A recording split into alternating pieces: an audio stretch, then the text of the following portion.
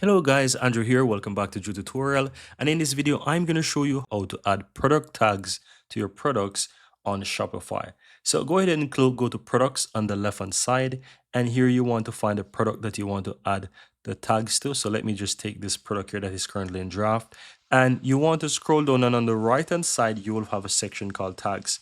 Just go ahead and you can add tags there. So for example, if you have tags already created, you can just simply check those boxes and you can add them in PDFs. So once you do that, you'll be able to add them, or you can add new ones. So this could be digital. So I can type in, for example, digital downloads. I can type that as a tag, and you just go ahead and hit enter, and it creates the new tags for you. So anything that you want, you can basically add those. So prompt could be another one. So I can type that in and add it as a tag. Now, all you have to do is just simply go ahead and click on save once you're finished. And that's all there is to it, guys. Very easy and very simple.